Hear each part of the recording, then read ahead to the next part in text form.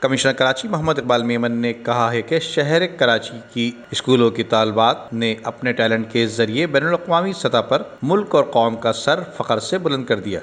گزشتہ ہفتے مالدیپ میں منعقد سہم ملکی inter school running regatta champions Karachi کی اسکولوں کے طلباء و طالبات کے اعزاز میں اپنی جانب سے کمشنر آفس میں دیے گئے استقبالیے سے خطاب کرتے ہوئے کمشنر کراچی نے کہا کہ ہمارے یہ ہونہار بچوں نے نہ صرف ملک اور اپنے شہر کا بلکہ اپنے والدین نہ صرف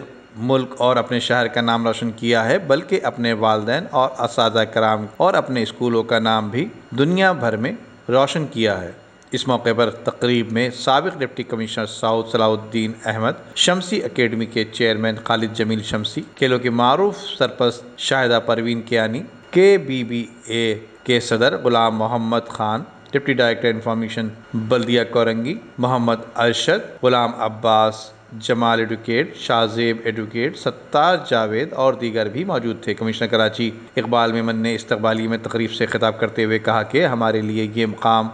باعث مسرت ہے کہ کراچی کے طلباء نے ایک مشکل ترین کھیل روننگ ریگاڈا میں دنیا کے دیگر ممالک میں نمایاں کارکردگی کا مظاہرہ کرتے ہوئے کراچی کا نام روشن کیا ہے۔ میں ان کا دل کی گہرائیوں سے طلباء، والدین، اسکولوں کی پرنسپل، انتظامیہ اور اساتذہ کرام کو مبارکباد دیتا ہوں، جن کی تربیت، قابلیت اور رہنمائی کی بدولت طلباء نے